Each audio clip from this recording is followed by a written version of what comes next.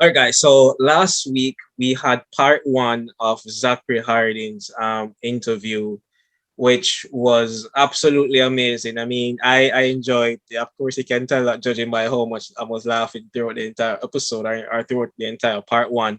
So this week I'm bringing you part two of his interview. Hope you guys enjoyed. Hope you guys learned a lot from it. So let's just jump right into it.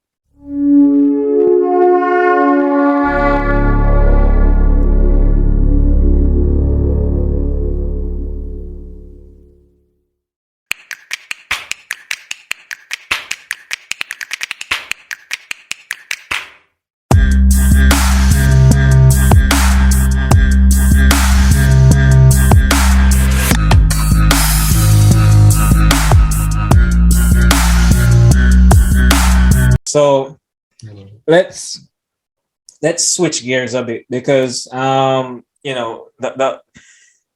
a lot of what you mentioned are fast moving consumer goods. But even whether it's a B2C or B2B space, you're someone now, as I mentioned, you're the executive chairman for Delta Partners, which means you're investing in other startups, other companies.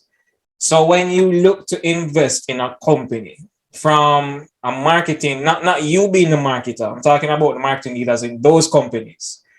What exactly do you expect from them in terms of what they should be doing and how should they be executing to help, first of all, recoup that investment that you made in the company by driving revenue, but also how to actually grow the business so that you can now get a positive ROI, on your investment through revenue growth. So the question is, what should they be doing and how should they be executing to make that recoupment? Okay, good question. First thing is, so we invest in companies across the spectrum, not just startups. We're actually doing less startups now and more middle market and larger size companies, right? Okay. But it doesn't really matter. The question is still applicable. So we invest in companies that fit the model of what I said originally, which is the purpose of business is to sell more product to more people as often as possible at the highest price. So you look at a company and say, are they doing that already? Yes or no? And what's the opportunity to amp that up? So maybe they're selling to as many people as they can, often, but not necessarily at the highest price. So we can go in, we can increase price, and we can sell to more people, because those were the 2 out of the 4 that they weren't really hitting. Or maybe they're selling to more people, but people are only buying once a year, and we need them to buy twice a year. And maybe they're not buying it at the right price either. So we look at all of those things and say, can we grow this business to make more, to generate more revenue, right? Right. Now, when it comes down to the marketing manager level, I would want that person to say, all right, our current target market consists of Winstons and Zacharys. They're under 50 males in Jamaica, in the corporate world, who are, familiar with doing media type related stuff. Okay, so they fit within our target market. However, we want to expand that to the Caribbean. Right. Oh, okay, cool. Now you have my interest, because now you're trying to sell to more people, right? And whatever product they're selling, I mean, I don't know, face cream or something for bald head people to shave their head, right? Okay, so you want to sell to them so that they can shave more often without, damaging their skin. So there's an opportunity. And we can sell to them at a higher price, because currently whatever they're doing, they're spending $100. The research shows us they'd be happy to spend $200. So we're breaking it down to say that there's an opportunity to grow this market and to drive revenue. And then I'd be working closely, or if not me, somebody from the team, with that marketing person to go through that entire process that I just laid out for like the last half an hour. What's the objective? Who is the target market? What research do we need to do? What questions do we need to ask and get answered? What's the consumer insight that we're going to generate out of it? What have we learned from the competition, what other people are doing? How are we going to execute? And then how are we going to measure that? And then how are we going to make that more efficient and do it again and do it better? And then how are we going to tie back now to revenue growth? So for example, I mentioned earlier on with the whole, red stripe thing, where there's a thing called a decay effect. So you sell a bunch of stuff to people today. It's not that they're going to buy the same amount tomorrow, but chances are they'll continue to buy it and maybe it will, taper off a little bit. Right. One of the objectives must always be to build your brand. Because at the end of the day, marketing is about creating an emotional connection with people. So you have I'll give you an example, a real live example. We invested in and own a stake of Jam Radio in New York. 20-year-old company, been around forever, solid founder, solid team, primarily based in New York. They're reaching 2 million people every week out of 8 million people from West Indian descendancy, and they want to grow. Okay, cool. So why did we do the investment? They're making money, right? They're profitable. But why did we do the investment? Because there's an opportunity to expand. So They want to get a radar license in Florida. They want to get one in the UK. They want to get one in Canada. So right away, there's opportunity for growth right there. Then now you're going to go through the whole thing again. Who is the target market? What's the programming like? Who is listening to it? Should we have more talk shows, less talk shows, more music, less music? If music, what genres of music? 80s, 90s, 2000s, nowadays music. Are we targeting older people, less people? Where's the revenue coming from? Is it coming from the advertisers? Is it corporates? What are the corporate people trying to do to connect with these specific target markets? There's a whole system, a whole ecosystem that now we would sit and go through, which is geared towards not just marketing, but just growing the business. Right. And what role does marketing play in that overall growth? And part of that might just be building out the brand. So you come to Jamaica, you say, okay, we want to expand from Jam into Jamaica. What are the opportunities?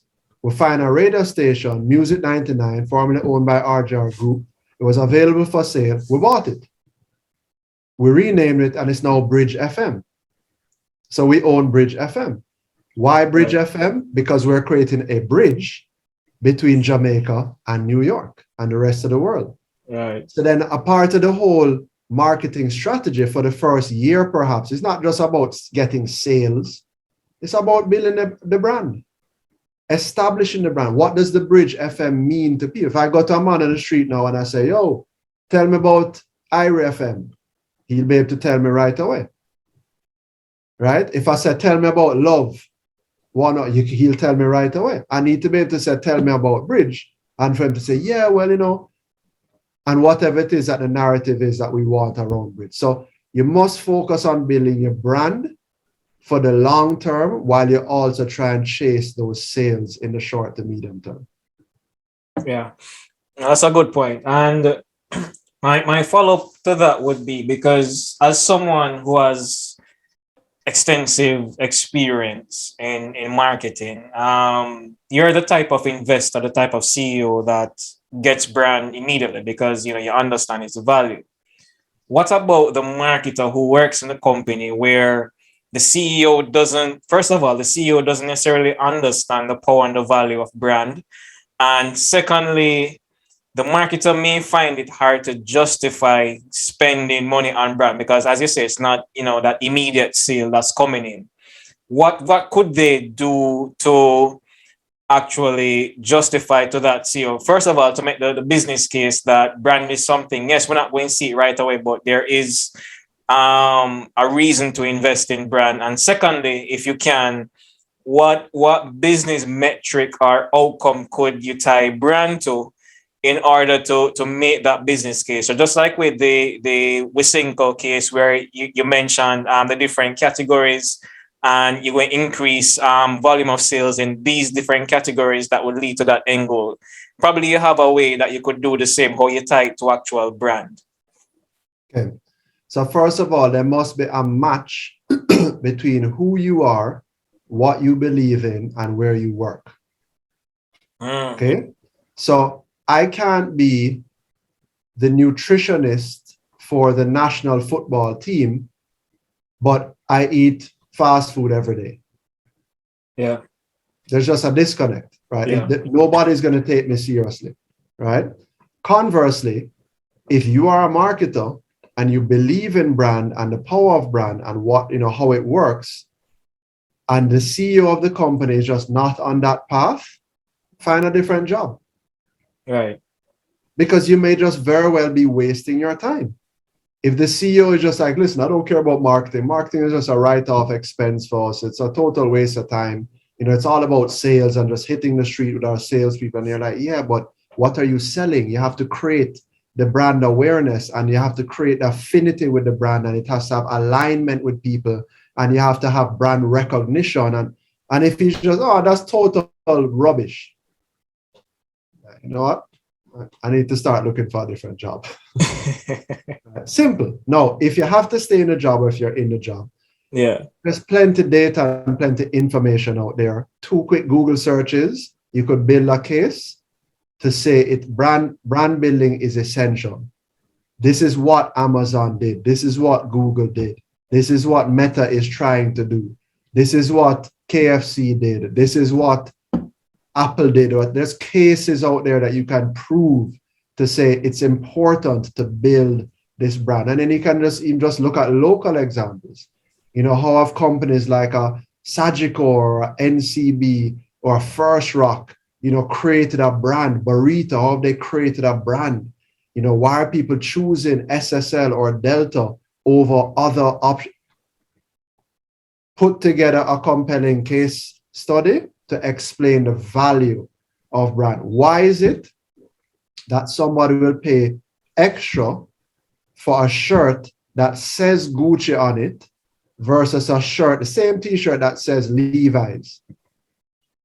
That's brand. It's just a white t-shirt. It just have a logo on it, right? Or one man have a shirt with a collar and some buttons and it have a little horse on it, and it will pay double for that shirt versus the next one that have an alligator on it. Yeah. Right? That's brand. Right. So you have to be able to explain that, to say embedded in the brand is the value. Which is a better car, a Toyota or a BMW? Who knows? Nobody knows. I mean, it's an opinionated situation. Yeah. Right? But it's about you being able to convince a person to invest in that over something else. Yeah, so you have to be able to build that case to be able to show the value, right? One man have one pair of socks and the pack of socks costs $100, and him buy next pair of socks because it have a thing that look like a tick on it and it's a Nike. It's made in the same factory as a generic white socks that say Hanes. Brand. That's what the difference is, and the value is embedded in there. So you have to be able to explain that and use case studies and examples to your CEOs. And in some cases, as I said, for me, I bet my job. I said, I'm going to prove it to you, but they also have to have some belief in you. And if they don't have any belief in you, you're either not doing your job well, or the wrong CEO for you to work with, or the wrong company. Yeah, and that's a good point. One of the things I always go to with brand is, I mean, you mentioned one or two of them in terms of, if we were to increase our price, how would that affect our sales? Or let's say you have a sales team. When we walk into a room and we say the name of the company, how recognizable is the name of that company? Does it give us access to certain decision makers that without that brand we wouldn't have been able to get access to? Or, if our sales cycle is for a particular product is 6 months, could we use the brand now to shrink it to 4 months or 3 months? So that way you have that quantifiable, that quantitative data to say, hey, before brand, it took us 6 months to close a deal. With brand, it's taking us 4 months to close this deal. Absolutely correct. Absolutely correct. And I can give you an example of that again. Please. Right? Because brand is really about value. It's an emotional connection, but pricing really determines what the difference is in value. So here's the example. I go to Wisynco and I meet with the sales team and I said, you guys believe in this product, the ocean spray, And they say, yeah, it's a good product. It's a good drink. It tastes nice. I enjoy drinking it. I believe in it. So I say, okay, what do you think is causing you not to be able to sell as much as you'd like? There was a unanimous response. Boy, bossy, price too dear. Jamaican people have limited money, and I don't see how a man going buy an ocean spray for $200 when him can buy a box juice for $50. Yeah.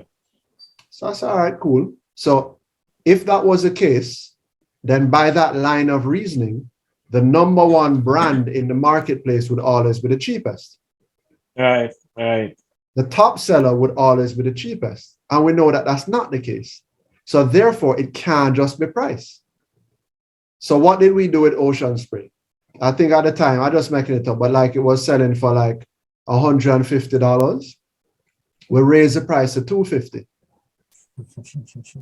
But we backed it with a new marketing campaign. Yeah. So we increased our margins, which gave us more marketing money to run the marketing campaign, but then that built in more value.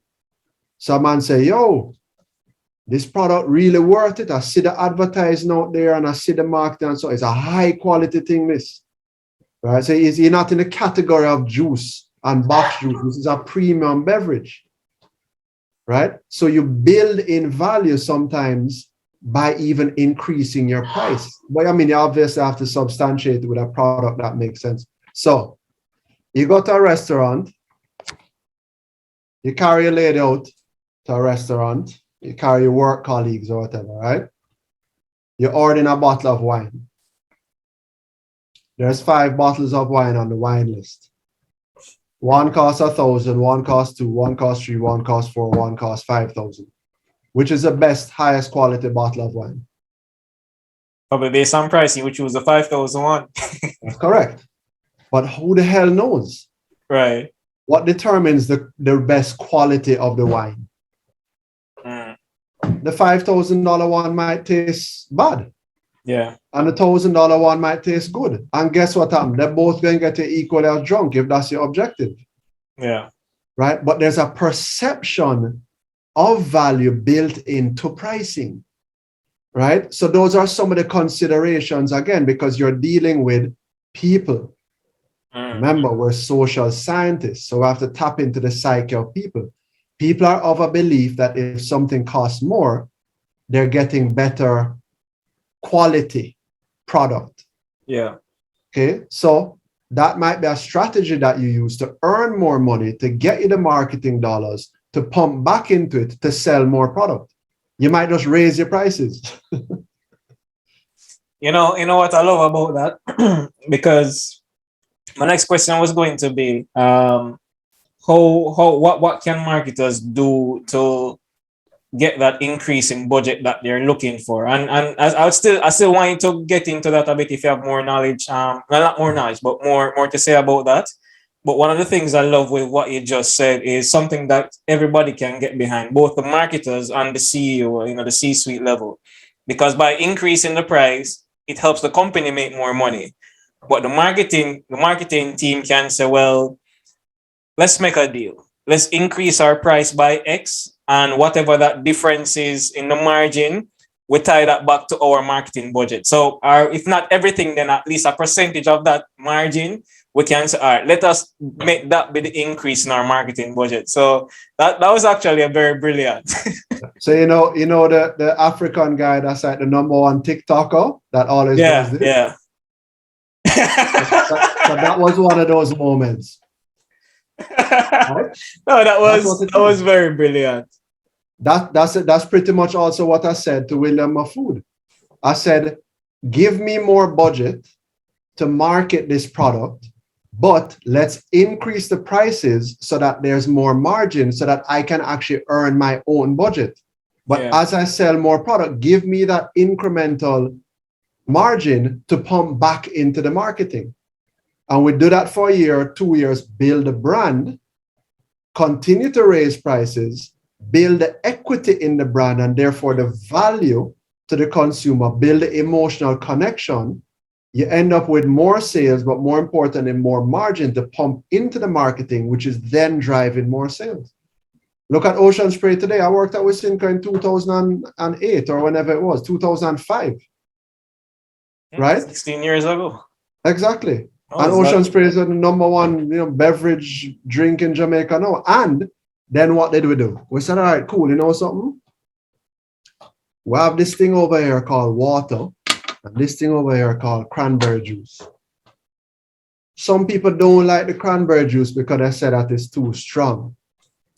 Some people don't like the water because they say it have no taste. Yeah. Let's come up with something called cran water, right? Yeah. We mix the cranberry juice with the water, and we're serving a new subset that Yeah. isn't now really a part of either of those groups. Cran water is the number one selling, flavored water, and probably number one selling drink in Jamaica today. Yeah. That's brilliant. Oh, that's brilliant. How else? And you use that word, and I love that you use that word. You didn't say to give us more budget. You said let us earn more budget. Very important. So going back to what I wanted to ask, apart from the example that you just went through, how can marketers earn? Like, what else could they do to earn more budget? But you have to, first of all, earn the trust and respect of the rest of the business. So you have to be able to explain to a CFO what your process is. This is not, you're not guessing and spelling. There's a scientific approach, right? The toughest part is actually convincing them to give you money to do research, right? Because they're like, research, that's not helping us to sell anything else. You're like, no, but we need to have a better understanding. You do the research, you have data. You build your plan based on data. You put your budget together based on the expectations. You execute, and then you deliver the results. Dear team members, board members, thank you very much for having us today. As you know, our price was originally $100. We executed 2 strategies. In the first instance, what we did is we gave a discount on the product. What we found is that there was no real increase in sales, or there was a marginal uptick. So we got a 10% lift in sales, but because we're giving a 10% discount, we were no better off in terms of our margins. So after getting that 10% lift in sales and connecting with more consumers, remember the purpose of being in business, sell more product to more consumers, more often at the highest price. What we're able to do is then raise back our prices. We didn't lose those additional 10 consumers. We only lost 5 out of them. We had 5 additional consumers, but we're now selling at a higher price. So therefore, we had 5 times more consumers buying the product at $5 more. We're able to make $25 more per unit. And therefore, we took that and we put 50% of that back into the marketing budget. So now we made you more profit, but we have more money, and we're going on a second round of a more aggressive campaign. All right. So what I'm People can wrap their head around that. Yeah, what I'm hearing is just to be clear is you want that increase in budget, but rather than just going straight to the CFO, the CEO, asking for that initial increase, you kind of create a side project, and if you want to call it that, so that you can have that data collected, so you can put in a spreadsheet, so you can say, hey, we executed this. Yeah. This is the result. This is how we were able to increase sales. Based on this increase, we need X plus 2 or X times 2 increase in our budget to expand on this. Right. Use numbers and use a business case to justify it. So let's say I'm head of facilities management for the company, right? And my light bill is very high. We're spending $500,000 a month in light. All right, cool. Well, there's an option that we could go to a renewable source like solar. Solar is very expensive.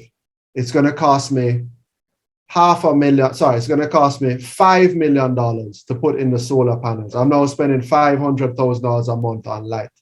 Right. All right. I'm going to put in the $5 million, put in the solar panels. Obviously, I need to pay back for them.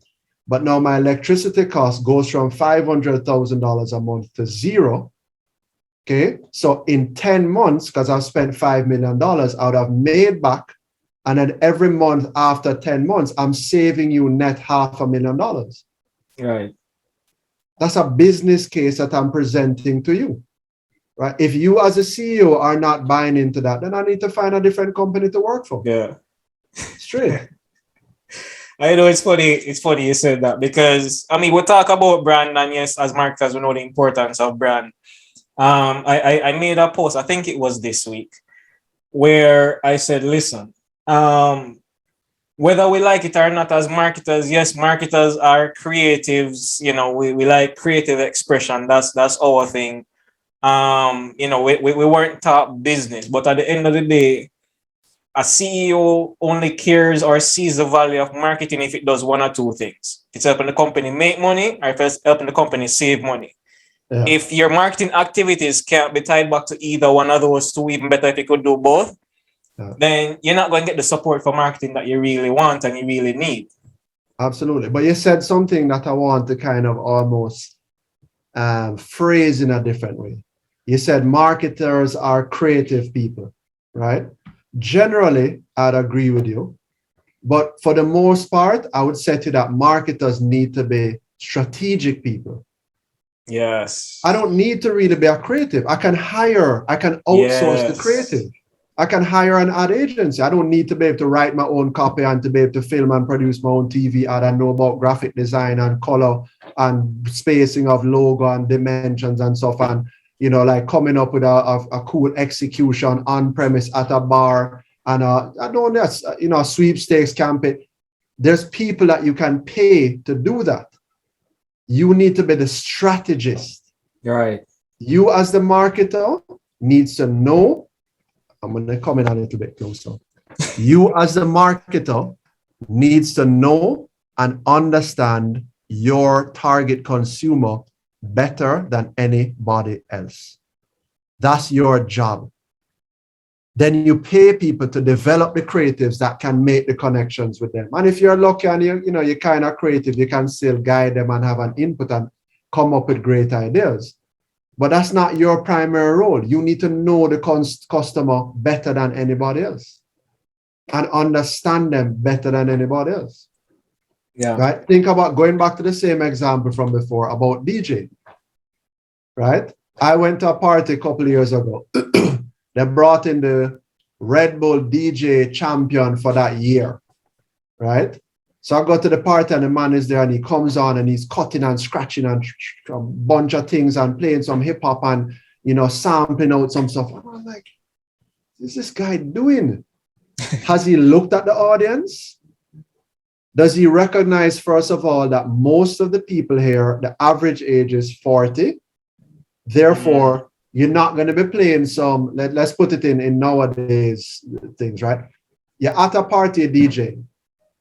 The average age there is 50. So you have people from the 30s, but you have people up to the 70s. So average age is around 50. I'm 47, right? So it's not like old people. Right.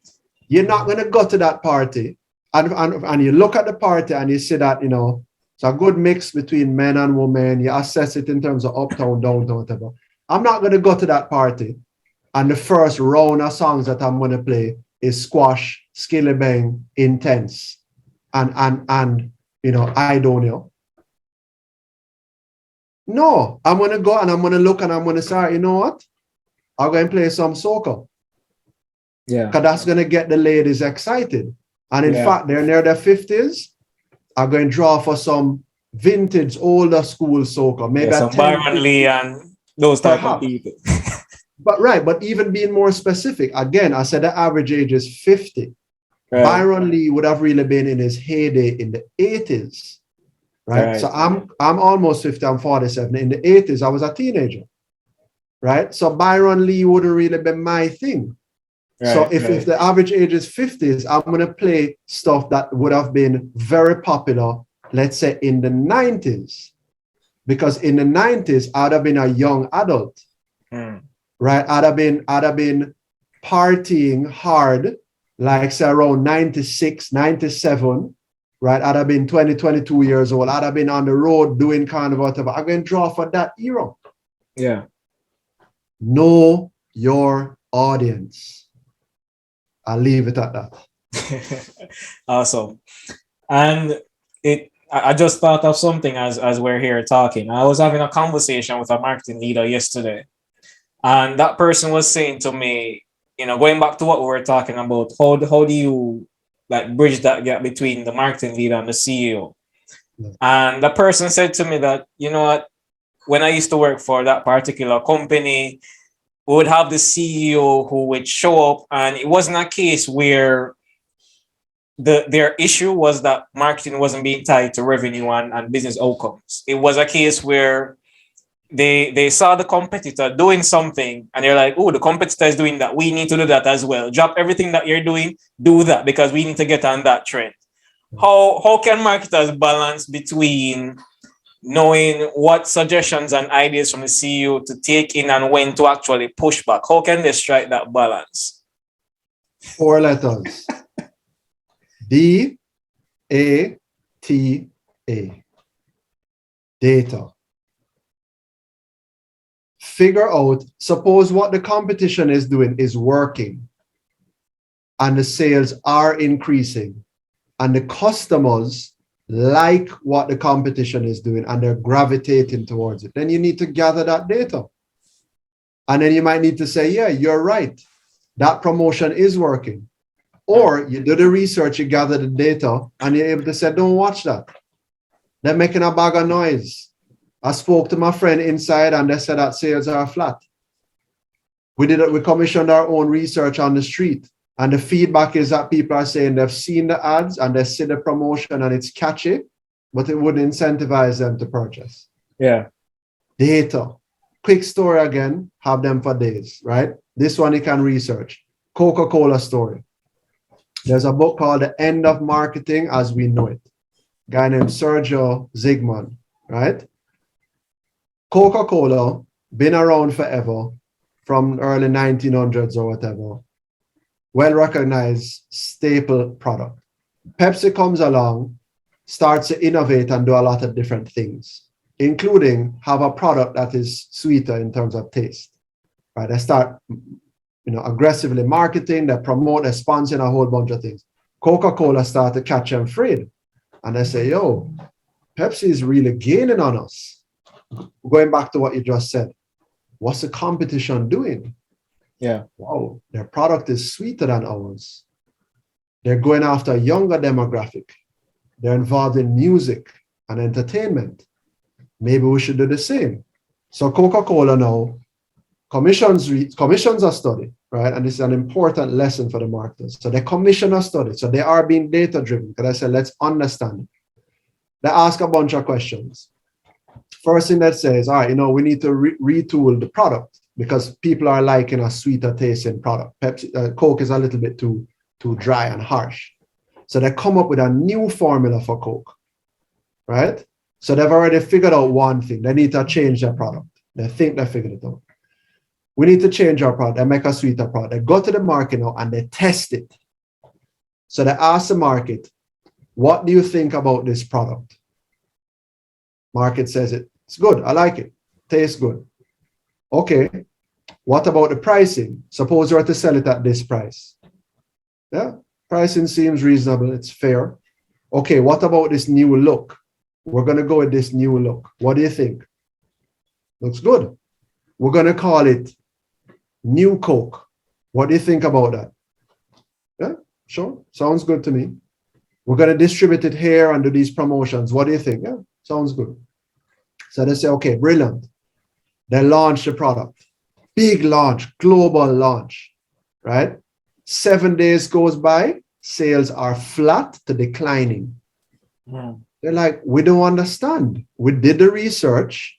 We listened to the consumer. We asked them the questions. We're at a loss. Like, what the hell? What did we get wrong? You know what they got wrong? They forgot to ask the customer one question. And that one question was, would you buy it? Yeah. So when they went back now and they said, listen, we did everything that you said. We made the product sweeter. It's available here. It's cooler. What's the issue? Why aren't you buying it? And I said, well, first of all, he didn't ask us that. And then now to answer that question is, we're not buying it. We're not buying it because we don't understand. We did the research. We listened to the consumer. We asked them the questions. We're at a loss. Like, what the hell? What did we get wrong? You know what they got wrong? They forgot to ask the customer one question. And that one question was, would you buy it? So when they went back now and they said, listen, we did everything that you said. We made the product sweeter. It's available here. It's cooler. It's what's the issue? Why aren't you buying it? because we have an emotional connection with the original Coca-Cola. So this new thing that you've introduced is foreign to us. Yeah. And in fact, it feels like an invasion of our relationship with Coke. So very quickly, they canned that product, went back to the original formula, and that is how you have Coke Classic. It's the original I didn't Coke. know that. That's good. Yeah, it's the original Coke. So they had to quickly go back and relaunch the same product and just rebuild the emotional connection with people, because they're like, we feel like you've betrayed us. We grew up on Coke. Yeah, we don't care that it tastes bitter. This is a product that was there for us in Little League Baseball. This is a product that I drank when I was in college to help keep me up at night. This is a product that sponsored my school team when we went to the finals. They had an emotional connection with it. They weren't interested in a sweeter version. Know your consumer. So staying on that point, because it reminds me of another conversation I had, because you say the best way to strike that balance is with data, right? So there's another marketing leader who that person said that their competitor, in terms of the social media engagement, they were getting a lot of engagement. Let me try to remember the exact story, because I want you to touch on this. So it was a case where,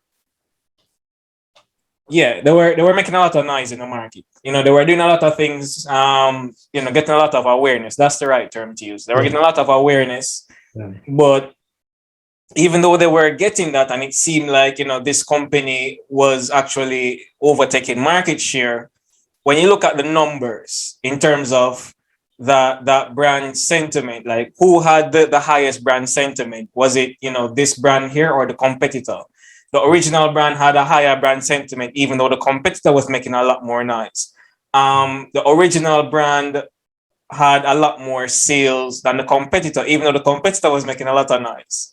So the CEO now comes to the marketing leader and says, our competitors are making a lot of noise and they're overtaking us. We need to do something as well. Now, that marketing leader said, well, no, we don't, because the data is showing us that we're outpacing them in every way possible. They're just making a lot more noise in the market. But the CEO is still pushing back to say, well, we need to do something because, they're outpacing us. They're getting a lot of engagement. But in terms of brand affinity, people still prefer our brand. We're still getting more sales than the competitor. How would you address that particular situation in terms of what advice you would give, where the data is there, but there's still pushback? Right. So I can understand from the CEO's perspective that they may have a concern to say, yeah, I'm hearing you about the affinity is still there and people still like your product. You are saying that it's just noise, but I'm concerned because that noise may convert eventually into customers. And then at that point in time, it might just be too late because you sat down and did nothing for 2 years. Yeah. Saying that it was just noise, it took time for them to build a brand and then people migrated over to them. So the CEO can have a valid concern, right? Both of them must be able to look at all sides of the coin. Right. So the marketer must be able to look and say, you know what? They're making a lot of noise now. The awareness is high. Awareness doesn't equal affinity. Right. So I can be aware of the Reebok campaign. I'm just an Adidas guy. You haven't touched my heart and my soul yet for me to think that I'm going to really beat a Reebok. Right, because I'm just I just grew up on Adidas. That's what I like. Just using it as an example. But it doesn't mean that the marketer must take their eye off of what Reebok is doing. Then now you get into all of the stuff I spoke about before. Who is the competitor targeting? Right? Let's take it to a political level. Right? Politics for me is a good measure of marketing. Right? So elections are coming up. One party is making a bag of noise. Right? Bare flags, bare colors, bare ads, bare dub plates, bare whatever the case is going on, right? Okay, so I'm going to break down again my consumers who are the voters. Pretty much anybody 60 years and older, they're going to vote for the same party that they voted for. Yeah. Majority of them, they're in that category, just like the red stripe drinker, of staunch. Yeah. They're just a rock stone laborite. It don't matter. Bustamante is their thing, and them just love Siaga, and Andre is a protege of Siaga, and they just laborite themselves. Next man, Mande was the greatest thing ever. And if it wasn't for him, X, Y, and Z, and power to the people, and them just voted power, no matter what happened. Forget about those people. Meaning, you have to make sure that they're energized and the base is energized for elections. But you're not gonna change their vote. Right? Yeah, one set of people voting green, one set of people voting orange. Forget about the people voting orange for now that are staunch. For the most part, don't forget about the people voting green, but just make sure that they're still comfortable. Who are you going after? The people in the middle.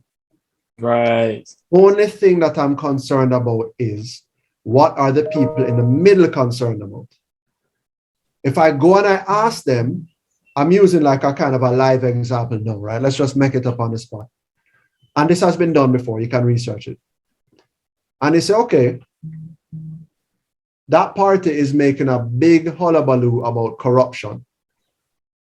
They're saying that this government is the most corrupt government in the history of the Caribbean, or whatever the statement is that they came up with, right? So, okay, there's been some issues. A couple of government ministers had to resign, and there's been one or two. There's no doubt about it. There's been one or two things that have happened. Okay. Right. However, I'm going to go to the people and ask them. And I'm going to ask them a series of things. But I'm going to ask them, are you aware of instances of corruption within this government, political, in terms of the party? Yes or no? If yes, what instances can you recall? They'll list them out. And eventually, I'm going to drill down to the question, which is, will these instances of corruption that you are aware of change or influence who you're going to vote for? And if the majority of them say no, it's not going to make any difference, then I'm going to let them go over there and make all the noise they want. And I'm going to ask those people who might be swing voters, right? So they're on the fence. Remember, I'm not going after the staunches, because they don't matter. They're just going to vote how they're going to vote. So those people in the middle, I'm going to say to them, what's important to you? Yeah. What would make a difference in terms of who you cast your vote for? I'm just making it up. Let's say I say, you know what? I need to feel confident that I'm voting for a party that is going to increase the likelihood of me getting a job. I have my campaign theme right there. I'm just going to focus on job creation. Yeah. I'm not going to focus on debt to GDP. I'm not going to focus on corruption. I'm not going to focus on reducing the size of government and cabinet. I'm not going to focus on, foreign direct investment. I'm not going to focus on the exchange rate. Those things might be, important, but they might be tangential to job creation if it is that's what people want to see and hear. And we can just apply that same sort of formula to any situation. Don't get too excited about the hype, right? Think through, what does the consumer really want? Yeah, that was great. That was a great response. That was a very good response. Yeah. So my next question is, and don't worry, I have about two more. In terms of, because not every marketing leader has access to that boardroom. Some leaders do, some leaders don't. They just have to rely on whatever the CEO directives are, the CFO comes back to them with. In as much detail as you can share, without obviously sharing any confidential information, what are some of the conversations that happens within the boardroom, just to kind of give marketers who don't have that access, that exposure, to kind of wrap their heads around, so they understand not to look at things from a very narrow marketing point of view, but how to take everything into context, not just marketing, but, the CEO is responsible, the boardroom, the CFO, everything into one, so that they can be better or more strategic in how they execute marketing to show their value. Right. Comes back to the same thing. Know your consumer. In this case, the consumer or customer is the CEO, the CFO, the head of sales, the board members.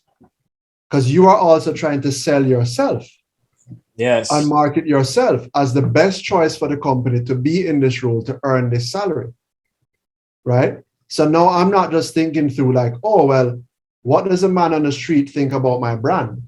No, I'm thinking about what does the board want? What are the shareholders looking for? Who are the shareholders? Right? What does the board consider to be doing a good job or not? I'm making this up again. I just talk freely, right? Maybe the board says the best marketing manager that we could have is somebody that's going to spend as little money as possible and get some decent results. Right. If that's the case, then you might want to position yourself. Instead of going to them and saying, I need $100 million to grow the company, you're going to say, listen, $100 million would be nice. That's what the competitor is spending. I think I can do this for 50 million. And with some effort, I think I might even be able to get it down to 40. But here's how I'm going to still maintain our sales and margins and therefore get more efficiency and make us more profitable. Board member is like, what? A marketing person talking about being more profitable? Winston is a man for the job. Yeah. We need this guy all day long because he's thinking about profitability. Right. I can deliver that to my shareholders. I can't deliver brand affinity to my shareholders. I can't go to them. Great news, guys. We lost money this year.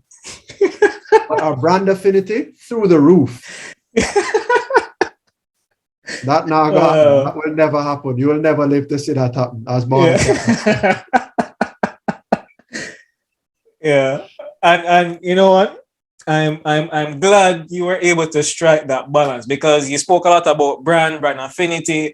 So it's very easy for marketers to get caught up and say, well, Zachary has several years, maybe decades. I'm not going to talk age. Experience in marketing. He's been a CEO. He's executive chairman of a private equity firm. And if he's saying that brand, then it makes a lot of sense that yes, we should go with brand.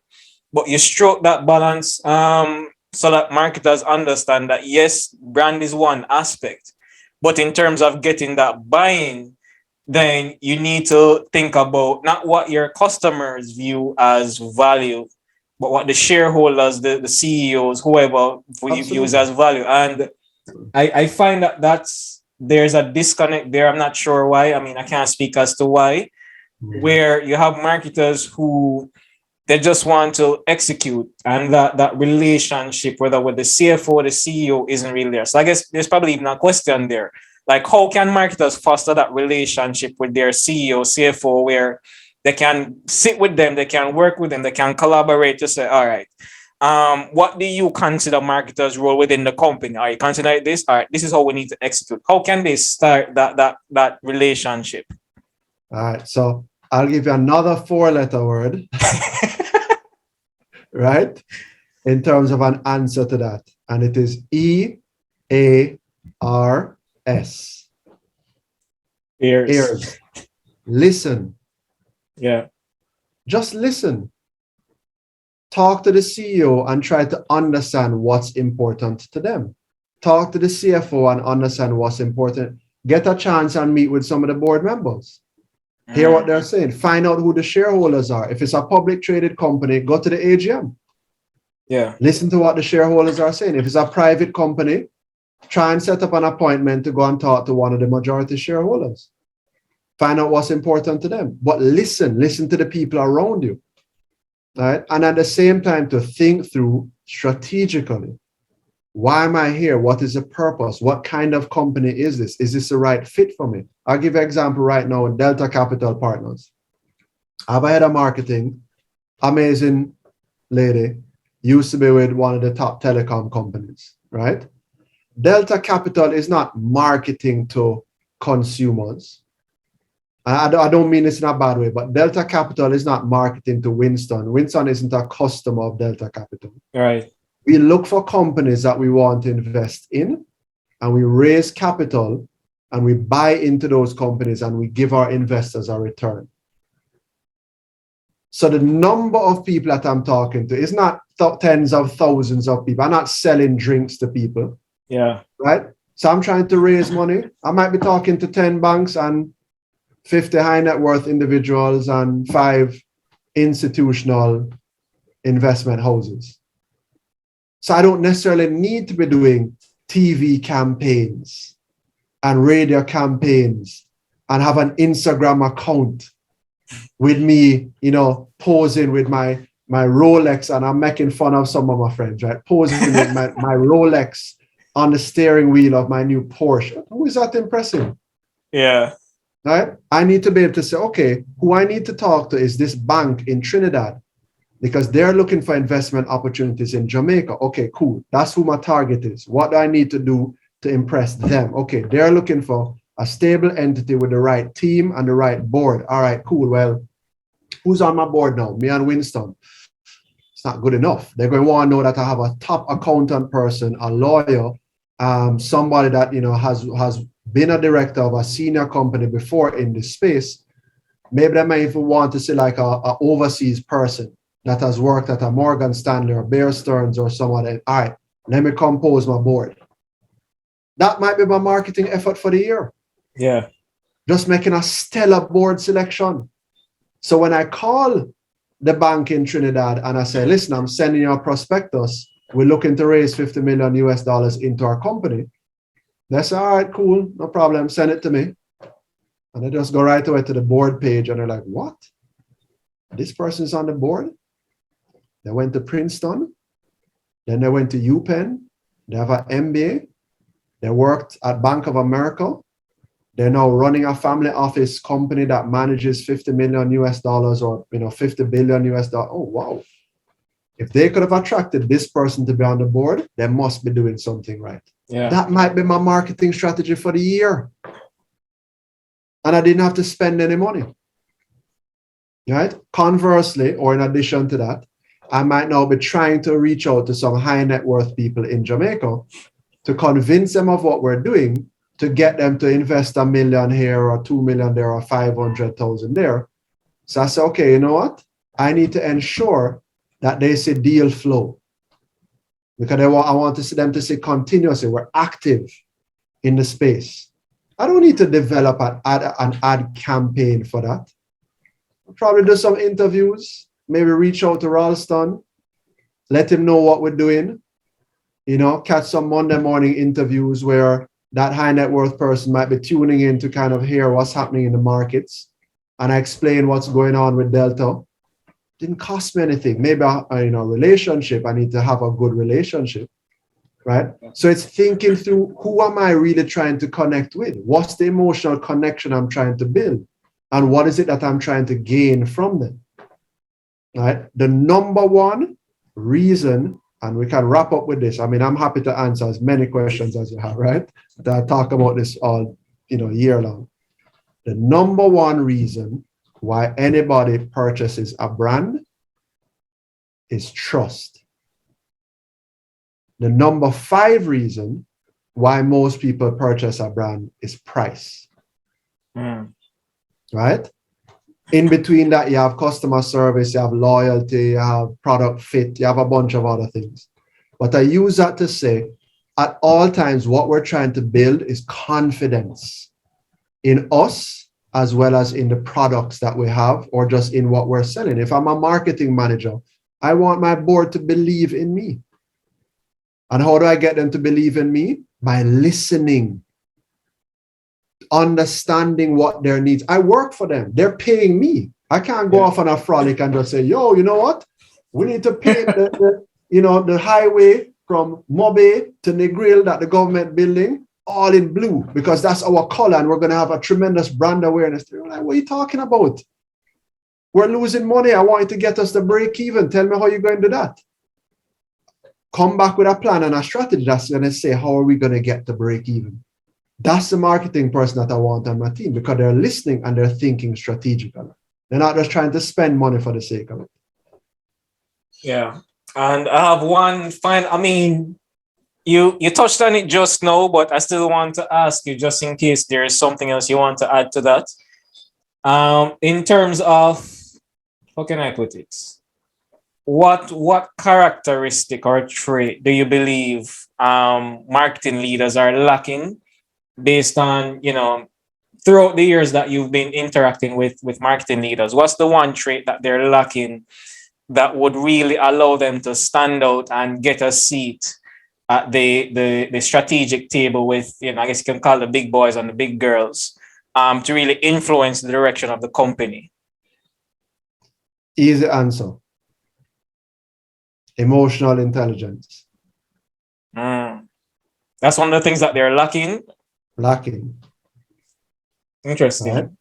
So by emotional intelligence, I'm talking about, again, understanding people, right? Knowing how to present yourself, understanding what are the emotions that are driving people's decision-making process, being able to interact at a certain level, positioning yourself and your brand as an expert in your field, being patient, being able to listen, being able to take feedback, being open to change and to improve, being open to grow and learn, not acting like a know-it-all all the time. Those are all attributes of people that are emotionally intelligent, right? All of the book stuff, you can Google it. There's no marketing theory that you can't just do a Google search and find it and read it, right? Anybody can do that. Yeah. Right? You must be able to show empathy. You must be able to say, I have an edge because I understand people better than others, including you who I work for. I know what your needs are and what you're looking for. You are paying me to carry out a specific task, and I'm going to deliver that task to you. But I'm going to also bring my authentic self to the equation, because obviously I need to be additive. I need to create and bring value to what we're doing. So I have my own ideas, and I'm going to present them in a respectful way, and I'm going to try to convince you of why we should do these things in a particular way. And I'm going to try to prove myself. I also have to show a little bit of tenacity. I can't be a pushover. Can't just be like, you're like, no, Zach, that don't make sense. We're not spending any money. Your budget is $2. And I'm just like, oh, okay, Winston, no problem. No, I'll just run some radio ads for $2. No problem. The radio ads don't work. I'm like, Winston, what are you doing? Yeah. Zach, what are you doing? You're wasting my time. You have to come with something and be able to, no, that's not going to work. Here's what I think will work, but here's why I think it will work. You understand? So you have to have that sort of emotional intelligence, be able to think through things, know who it is that you're interacting with, and be able to connect with them on an emotional level. Why? Because not only is the product that you're selling a brand, and not only is the company that you work for and represent a brand, you are also a brand. And with that, ladies and gentlemen. Wow, Zachary, amazing. With that, we can definitely end on that note. So if people need to reach you, where can they find you?